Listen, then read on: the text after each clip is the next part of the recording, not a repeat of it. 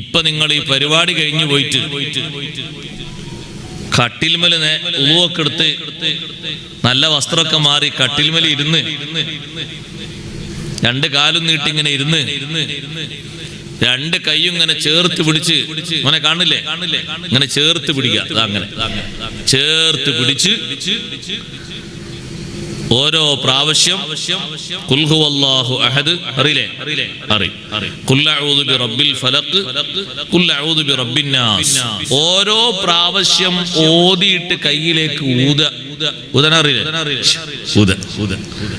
ഓരോന്നും ഓരോ പ്രാവശ്യം ഓതിയിട്ട് ഊതിയതിനു ശേഷം മൂർധാവ് മുതൽ ഇങ്ങനെ ശരീരത്തിൽ തടവുക, കാലിന്റെ അടിഭാഗം വരെ തടവുക. രണ്ടാം പ്രാവശ്യവും കൈ ഇങ്ങനെ ചേർത്ത് പിടിച്ച് ഓരോ തവണ ഊതി മൂർധാവ് മുതൽ കാൽപാദം വരെ തടവുക.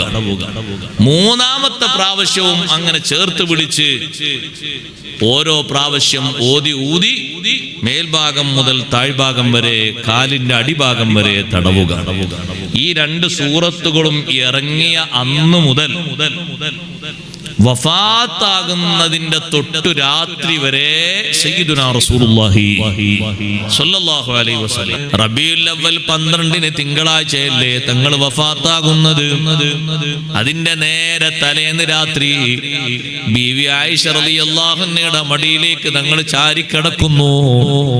ആയിഷ റളിയല്ലാഹു അൻഹയോട് പറയുന്നു, ആയിഷ, ഞാൻ എല്ലാ ദിവസവും ഊതി തടവാറുള്ള സൂറത്തുകളില്ലേ, അതൊന്ന് ഊതിയിട്ട് എന്റെ ശരീരത്തിനൊന്ന് തടവിത്തരണം. ബീവി ആയിഷ റളിയല്ലാഹു അൻഹ പറയുന്നു, തങ്ങൾ അങ്ങനെ പറഞ്ഞപ്പോ നബി സല്ലല്ലാഹു അലൈഹി വസല്ലം തങ്ങളെ രണ്ട് കൈയും തന്നെ ഞാൻ ഇങ്ങനെ പൊക്കി പിടിച്ചു. എന്നിട്ട് ഞാൻ ആ കൈകളിലേക്ക് ഈ പറയുന്ന സൂറത്തുകൾ ഓരോ പ്രാവശ്യം ഊതി തങ്ങളെ കൈകൊണ്ട് തന്നെ ശരീരം ഇങ്ങനെ തടവിക്കൊടുത്തു. രണ്ടാമത്തെ പ്രാവശ്യവും കൈ എങ്ങനെ ഉയർത്തിപ്പിടിച്ചിട്ട് അങ്ങനെ ചെയ്തു. മൂന്നാമത്തെ പ്രാവശ്യവും അങ്ങനെ ചെയ്തു. ആകയാൽ ഇറങ്ങിയ അന്ന് മുതൽ വഫാത്തിന്റെ സമയം വരെ വിടാതെ കൊണ്ട് നടന്ന ഒരു ചര്യയാണൊരു സുന്നത്താണത്. മുഅ്മിനീങ്ങളെ, നമ്മുടെ ജീവിതത്തിൽ നമ്മളത് നിലനിർത്തണം.